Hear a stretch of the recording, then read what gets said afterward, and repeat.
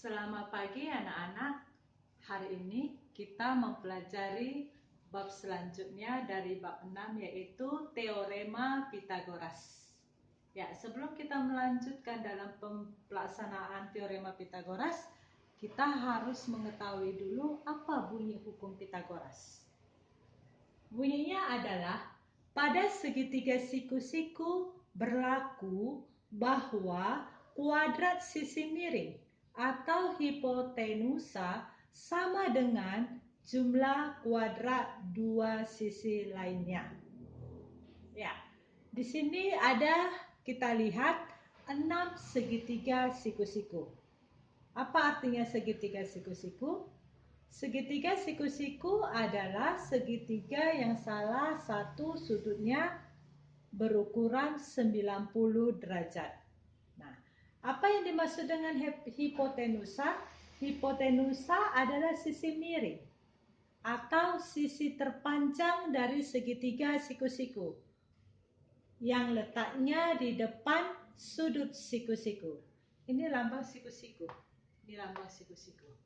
Nah, jika berdasarkan bunyi teorema ini, maka kita buat dari keenam segitiga siku-siku ini, teorema Pitagorasnya adalah kuadrat sisi miring. Berarti ini sisi miringnya atau hipotenusanya atau sisi terpanjangnya atau sisi di depan siku-siku. Berarti C kuadrat sama dengan jumlah kuadrat dua sisi lainnya. Dua sisi lainnya adalah A dan B. Berarti A kuadrat ditambah B kuadrat. Nah, itu berlaku untuk segitiga ini dengan sisinya AB, sisi miringnya C. Yang kedua, segitiga yang kedua sisi miringnya namanya sisi A. Berarti A kuadrat sama dengan kuadratkan sisi yang lainnya baru dijumlahkan. Ya. Sekarang segitiga yang ketiga. Cari dulu sisi miring atau tentukan dulu atau hipotenusanya mana. Ini sisi terpanjangnya. Kalau terlihat dia tidak baik kelihatannya dalam gambar, lihat saja sisi di depan siku-siku. B berarti B kuadrat sama dengan jumlah kuadrat sisi lainnya. Oke. Segitiga keempat. Teorema Pitagoras yang berlaku adalah tentukan dulu sisi miring, berarti S.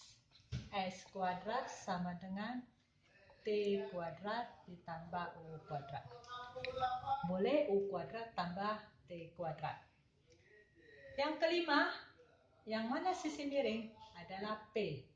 Berarti P kuadrat sama dengan jumlahkan R kuadrat ditambah Q kuadrat. Yang terakhir, tentukan sisi miring di depan siku-siku L. Maka L kuadrat sama dengan jumlah kuadrat kedua sisi lainnya. M kuadrat ditambah K kuadrat. Demikian untuk membuat teorema Pitagoras ini dalam segitiga siku-siku. Tadi kita sudah mengaplikasikan bagaimana teori itu pada bangun segitiga siku-siku.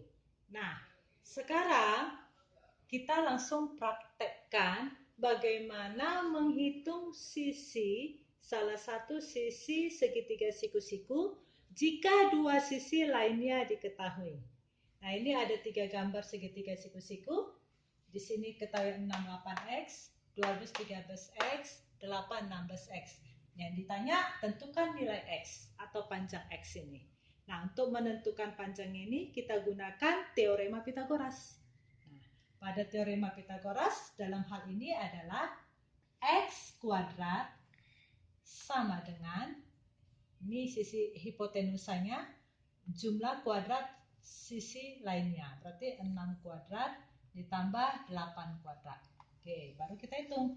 S kuadrat sama dengan 6 kuadrat. Ya, jadi kita di sini harus ya minimal yang menghafal lah bilangan kuadrat. mulai dari angka 1 sampai 20 ya, supaya lebih cepat. 6 kuadrat itu 36 tambah 8 kuadrat 64.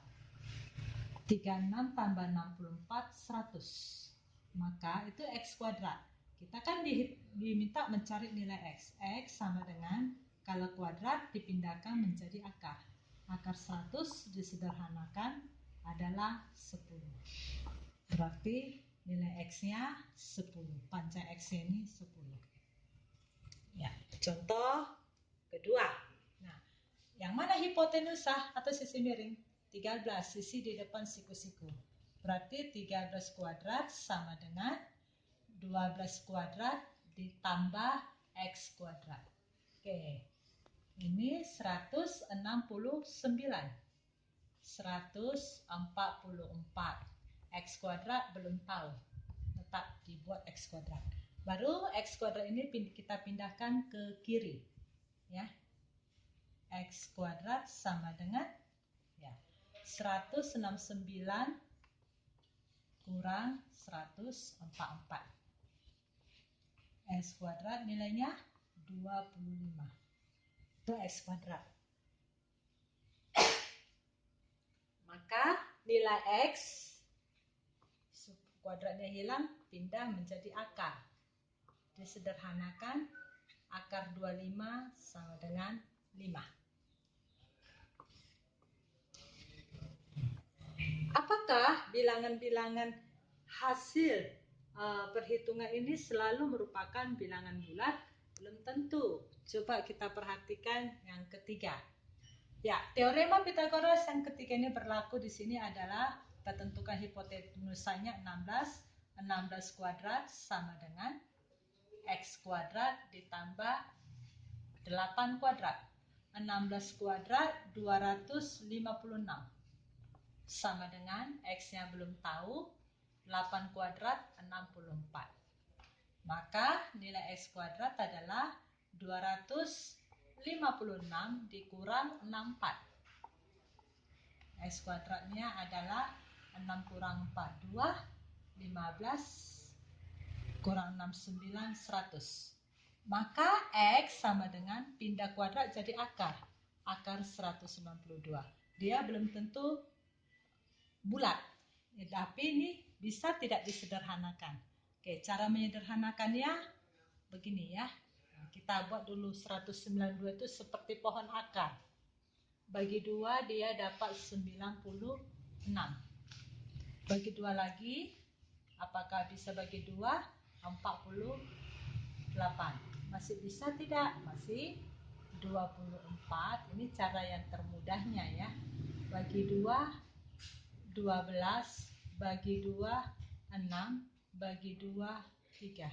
Berarti duanya ada 1, 2, 3, 4, 5, 6, satu lagi 3. Berarti akar dari, ya sebenarnya dia berakar. Atau kita buat seperti gini saja supaya cepat. Akar 2 kali 2, akar 2 kali 2 ini berpasangan dia. Berarti sini 2, akar 2 kali 2, 2 kali akar 2 kali 2, 2, akar 2 kali 2, 2, akarnya nggak ada lagi. Nah ini nggak punya teman ya, berarti dia tetap di dalam akar. Jadi hasilnya adalah 2 kali 2 kali 2, 8. 8 akar 3. Nah jadi nggak selalu hasilnya adalah merupakan bilangan bulat.